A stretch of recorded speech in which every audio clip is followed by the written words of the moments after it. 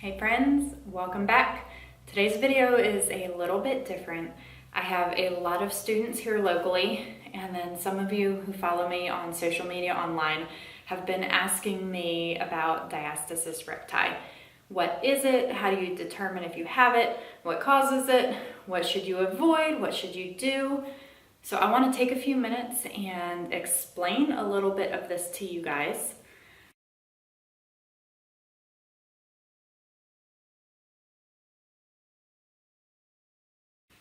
But first, a disclaimer. I am not a doctor. I am not a physical therapist. I am a yoga teacher. I am certified in prenatal and postnatal yoga. So that is where a lot of my knowledge comes from. But I would not call myself a professional, especially not when it comes to diastasis. So this video is a tool for you guys to use at home. If you feel like you do have a diastasis, if you are concerned with the condition of your core and your core muscles, I would recommend seeing a physical therapist. So, with all of that jargon out of the way, what is a diastasis? So, diastasis recti is a separation of the muscles of your abdomen. So, you have layers of muscles in your core. We're talking specifically about these muscles on the front of your stomach, your rectus abdominis. This is your six-pack muscles. When they separate, that is considered a diastasis recti. So generally speaking, diastasis is caused from intra-abdominal pressure. So that is pressure behind your abdominal muscles. That pressure becomes too great and begins to separate the muscle and loosen the connective tissue that holds those two muscles together. So the majority of you watching this probably have been pregnant, and that is where you were given your diastasis recti. I have had a diastasis to some extent after each of my 3 pregnancies, and I have healed or close to healed it after each of my 3 pregnancies. So I come to you with that knowledge, and that hope that this is not a life sentence. So first, we need to know, how do you determine if you have a diastasis? So to determine if you think you have a diastasis, you are going to come down onto your back. Your knees will be bent and they will be hip width apart. So what you are going to do is you are going to pretend that you are doing a crunch. You will lift your shoulders and your neck off the mat as you exhale. Doing so is going to engage your rectus abdominis. You're going to be able to feel for a gap. So using 2 fingers on either hand, place them around your belly button. Inhale, and then as you exhale, lift your shoulders and your neck off the mat and see if you can feel a gap between the muscles. So I do not have a gap. If you see my fingers disappearing, it's because I still have some extra skin from 3 pregnancies, but I actually do not have a gap anymore between my muscles. If you have a gap, you will feel your fingers sink down between the muscles when they're engaged. Anything beyond a 2-finger gap is considered to be a diastasis recti that you need to be mindful of, and maybe you need to seek treatment for. Anything less than a 2-finger gap is not considered generally to be of concern. And then any gap that is 1 finger width or less is not considered to be a diastasis at all.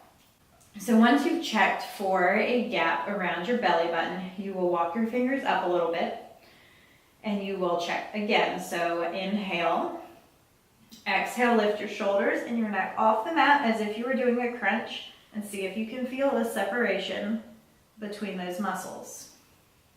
Back down to the mat. Walk your fingers down past your belly.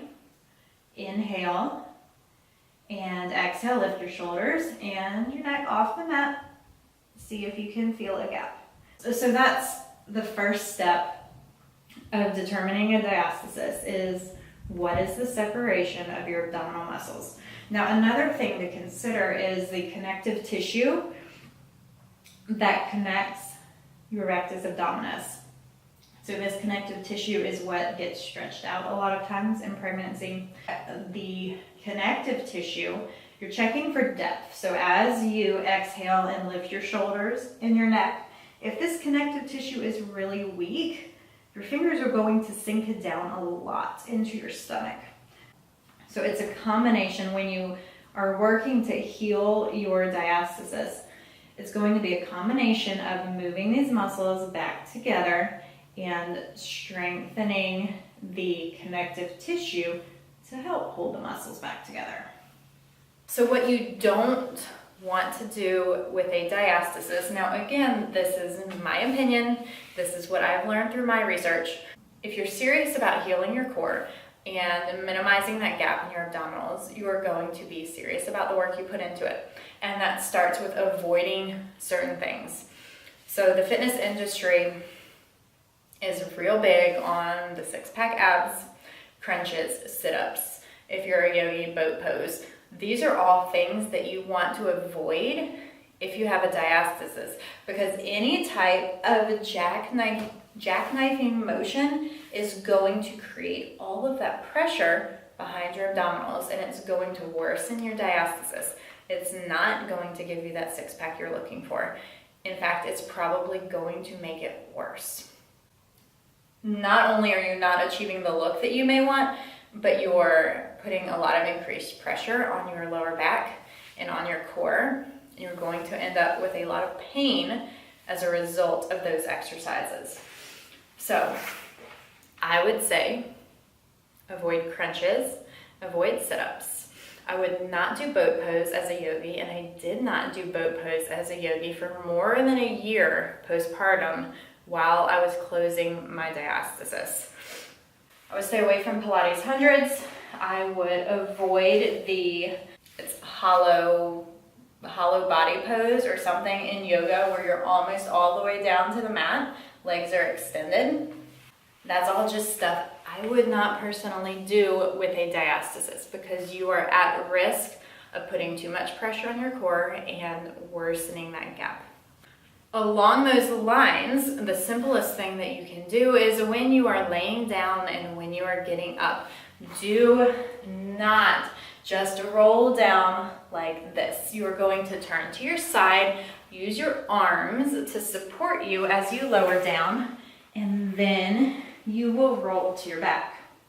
To get up, it's the same thing. You roll to your side, use the weight, the strength in your arms to press you up and lift up that way. One of the absolute simplest things you can do to reduce the pressure in your core. So what can you do to start healing that diastasis? So I'm going to leave most of that to the professionals. I'll share with you a few of the things that I have done to heal my diastasis. A couple of suggestions. First off, getting up and down. Roll to your side every time. It's become completely natural for me, even without a diastasis now, to roll to my side, lower down, and get back up that way. So what you're looking for as you get started working out again with a diastasis is exercises and workouts that begin to strengthen your core without creating excessive pressure on that rectus abdominis. So triangle, side planks are all ones that I would start with. I did personally start with those. And then once that gap begins to close and that connective tissue gets stronger, at that point, if you feel like you can do so safely, you can add in a high plank, you can add in a forearm plank, maybe you can add in boat pose as you go.